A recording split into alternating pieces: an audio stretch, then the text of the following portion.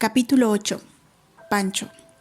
La sonrisa que se dibujó en el rostro de Francisco Iglesias, alias Pancho, cuando abrió los ojos solo era comparable con aquella de 2 cumpleaños atrás, cuando sus papás accedieron a regalarle uno de los videojuegos de Xbox más terroríficos que se había creado, Castlevania. La clasificación del videojuego no era ni siquiera para adultos, sino para adultos con el estómago suficientemente para ver imágenes tan reales de monstruos, experimentos de laboratorio, muertos, mutantes y humanos deformes que aparecían en la pantalla. Adultos que se hicieran responsable de ver asquerosidades como esas. Además, en aquella ocasión la sonrisa se dibujó así de enorme porque fue una sorpresa. Sus papás habían ido a comprar el juego del otro lado de la frontera, a Estados Unidos. Para ser más precisos, a McAllen, Texas. Una ciudad que servía prácticamente como centro comercial de Monterrey, donde vivían Pancho y su familia. El videojuego ni siquiera se vendía en México. Bueno, pues la sonrisa con la que se levantó solo podía compararse con aquel día.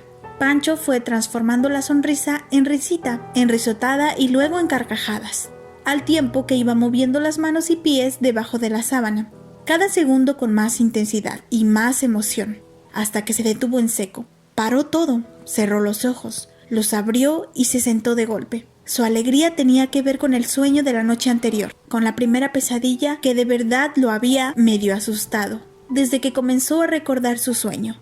Sí, había experimentado algunos sueños feos, como le decía a su mamá, en los que aparecían todo tipo de seres de películas que veía a escondidas. Viernes 13, Pesadillas en la calle del infierno, Masacre en Texas, Drácula, Frankenstein, Un hombre lobo americano en Londres y su secuela en París, El hombre invisible, La momia, Scream, El resplandor, El proyecto de la bruja de Blair, Annabelle, una lista interminable. Sí, con casi todas las pesadillas había disfrutado, pero ninguna se había sentido real, con ninguna había gozado el ardor de la adrenalina, de los escalofríos en la columna vertebral.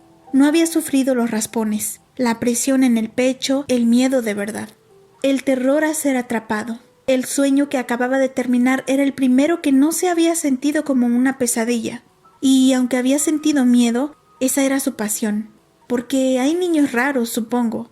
De hecho, desde que se levantó solo pensaba en volver a ese lugar tan fascinante que había sentido en sus sueños. Saltó de la cama, dejó la mitad oscura del cuarto, es decir, la suya, que por tener tantas figuras de monstruos, pósters de películas de terror y la misma pintura gris de la pared, en la casa toda la llamaban la mitad tenebrosa. Pasó volando junto a la mitad normalita que le correspondía a su hermano Julio y entró a cuarto de baño.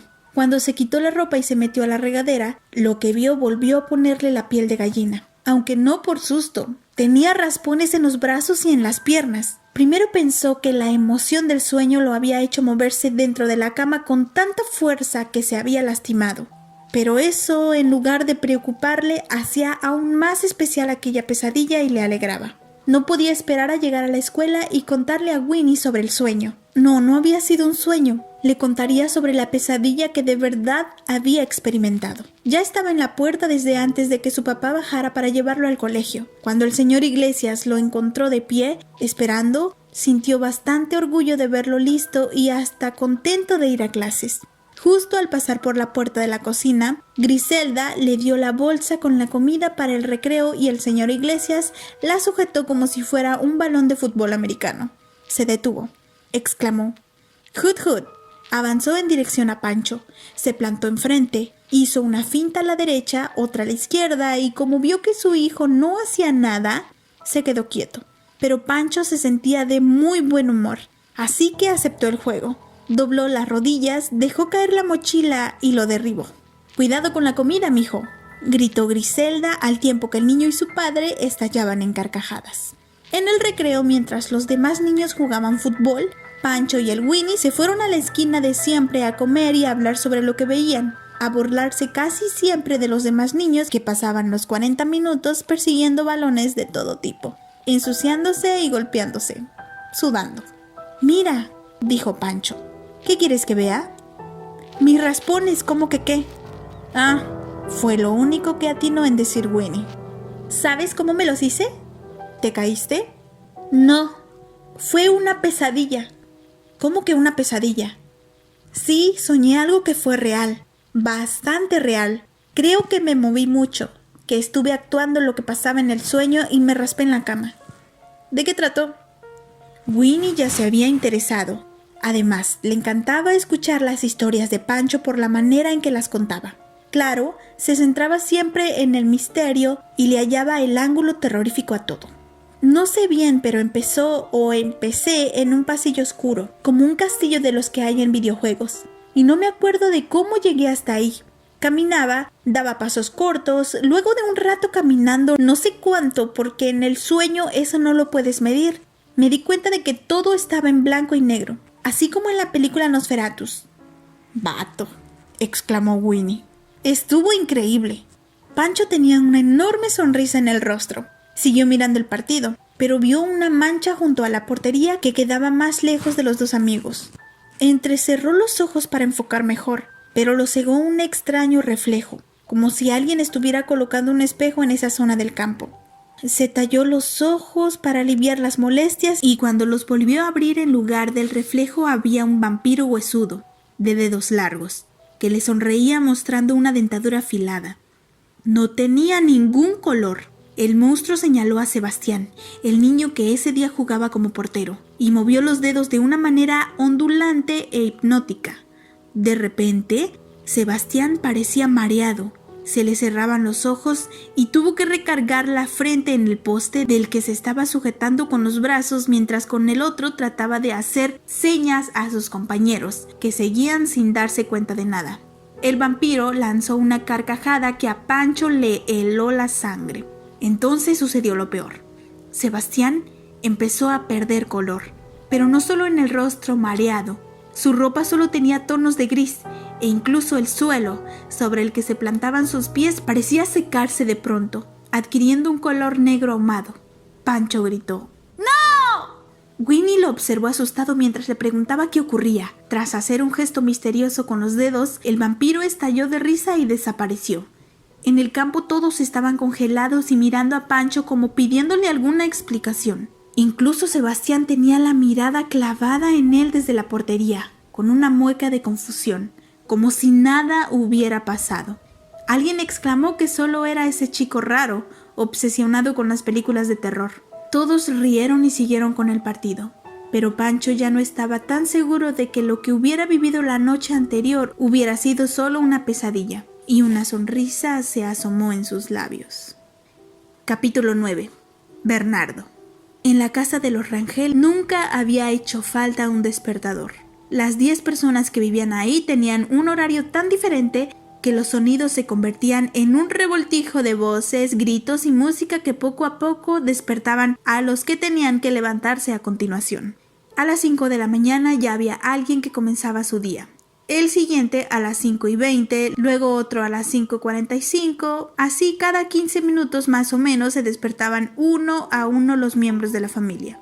Por supuesto, ninguno era Bernardo. A él lo levantaba el acorde de Camilo, su hermano mayor. El mismo sonido que seguía el ritmo de vallenato de todo tipo. Podía escucharse en muchísimas calles de Bogotá, esa que Bernardo conocía bien, y por las que caminaba a menudo con su mamá. Ese día Camilo comenzó a practicar en la cama de junto desde las 7. Sin embargo, en lugar de sufrir un despertar agitado, Bernardo volvió a la realidad, al mundo de los vivos. Con un pequeño suspiro, abrió los ojos y no se movió. De inmediato se puso a buscarle sentido a lo que había experimentado en el sueño. Para él, todas las cosas tenían una explicación lógica, incluso los sueños, porque respetados científicos ya habían escrito sobre eso. Cada elemento del sueño debía corresponder a una experiencia vivida en el día o en los momentos inmediatamente anteriores a caer dormidos. Lo complicado era hallarle un sentido a algo tan real, claro y específico como lo que le había tocado soñar. Había leído que los sueños no tenían orden, que más bien son imágenes caóticas que luego la cabeza estructura y somos nosotros, cuando despertamos, los que armamos una historia o les damos un sentido. Lo más extraño era que en este caso todo parecía llevar un orden súper claro y difícilmente había sido él quien le había dado forma a la historia. Pero como la música del acorde le impedía concentrarse, mejor se vistió con su camisa favorita de Batman, de estas tenía varias, y se preparó para ir a clases. Lo cierto era que a Bernardo nada lo impresionaba, así que si bien pensó entre clases en lo que había soñado, no le dio demasiada importancia y se dedicó a cada uno de los temas que se explicaron ese día. Tomó apuntes con su pluma antigua, siempre reluciente, no solo de lo que iban diciendo los maestros, sino que también anotó sus opiniones en los costados, en las esquinas, con lápices de colores y las conexiones que encontraban entre los temas de una clase y los de otra. Hallar conexiones era lo suyo.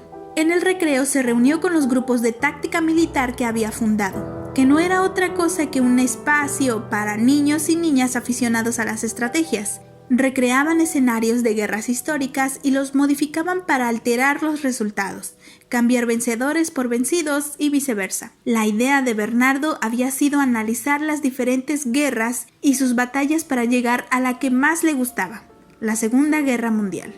Pero todavía faltaba. Ese día era el cuarto de la batalla de Waterloo, una de sus favoritas. Así que la idea del sueño seguía en segundo, tercero o cuarto plano. Más tarde llegó a su casa, buscó un episodio de Star Trek y se acostó a verlo antes de retomar uno de sus más recientes inventos. Cuando terminó, subió a su habitación, abrió la computadora y luego de ingresar a su perfil de Facebook, se encontró con algo que rompería con toda su idea de lógica y ciencia. Capítulo 10. Maclovio. ¡Maclovio! ¡Maclovio! Eso 2 veces fue lo que escuchó Maclovio desde la habitación de junto, a muchísimos metros de distancia, al final de un pasillo tan largo como innecesario. Maclovio se levantó del monitor en el que había comenzado una charla con un grupo de niños de otros lados del mundo con los que había compartido un sueño, una pesadilla. Pero nadie escribía ya. El cursor se había quedado parpadeando durante varios minutos porque ni él ni los demás sabían qué decir, ni si debían decir algo más. Luego de escuchar el grito, se levantó, resopló y cerró la puerta de su habitación. Después se echó boca arriba en la cama. Se veía y sentía pequeñito en medio de un colchón tan grande, con un cobertor blanco sobre el que dormía en diferentes puntos según el día. Izquierda, derecha, al centro, en la parte cerca de los pies de la cama, en horizontal en la cabecera. La cama parecía la de un rey, o un rey pequeño, y la habitación había sido decorada para un adulto, colores oro, blanco y vino. Las telas blancas estaban bordadas con hilos de oro. En fin, no había una sola señal de que entre esas 4 paredes durmiera un niño. Ni una, ni una. Acostado, le envió un mensaje de texto a su mamá. ¿Qué pasa, ma? Sabía que no tenía caso caminar hasta allá, sobre todo porque muy seguido su madre se sentía indispuesta, como ella decía, y como nadie se acercaba a su habitación a ver cómo se sentía, pues se aburría y lo llamaba sobre todo a él para las cosas más inútiles. Y como no tenía hermanos, en lo que esperaba la respuesta al mensaje, escuchó que llamaban a su puerta. Era Germán, el chofer que se encargaba de llevar y traer y pasear a Maclovio a la escuela, a la casa de algún amigo, de compras, al médico, al otro médico, al tercer médico que le ayudaba con ejercicios y pastillas para el crecimiento. Unos minutos después salieron del barrio de La Recoleta, Maclovio en el asiento trasero y Germán muy serio detrás del volante. Su madre había buscado a varios médicos, pero ninguno había dado buen resultado. Y eso que eran los mejores de Buenos Aires. La mayoría le decían que no era necesariamente malo ser bajito. Su mamá también lo era, y de ahí venía seguramente su problema. Sin embargo, las pocas veces en que veía a su padre, un señor bastante alto de hecho, este repetía que para los negocios era necesario ser alto para imponer condiciones al momento de cerrar un trato. Eso siempre entristeció a Maclovio. Lo cierto es que al niño le interesaba ser más alto no por los negocios, que a menudo fingía que no le importaban, aunque en secreto tenía fantasías en las que ganaba millones solo para ganarse la aprobación de su papá, sino porque en algún momento en la primaria hubo niños que se aprovechaban de él por ser bajito. Lo metían en botes de basura, lo encerraban en los casilleros. Siempre había sido un motivo de llanto por las noches. Sin embargo, había llegado a la solución. Ese año, ya en secundaria, había cambiado la forma en la que se enfrentaba. No era que antes les hiciera frente, pero bueno, comenzó a comprarlos. Cada vez que alguno buscaba hacerle daño, Maclovio sacaba un fajo de billetes, aparatos electrónicos que le sobraban o regalos que le habían hecho y nunca había sacado del empaque. Así comenzó a pagar por su tranquilidad. Por desgracia, solo alcanzaba para eso y la necesidad de crecer. Si bien ya no era tan urgente, seguía siendo necesaria. En el camino, con los ojos sobre el celular, a la espera de algún comentario que nadie se atrevía a hacer, pensó otra vez en el sueño de la noche anterior. No sabía si se sentía más tranquilo por lo que había vivido o porque los demás lo habían encontrado. A veces a uno le suceden las cosas sin que le dediques el menor esfuerzo. Eso pensaba todavía en el coche, cuando vio 3 puntitos bailarines en la ventana del chat grupal y arriba, en cursiva, la palabra escribiendo.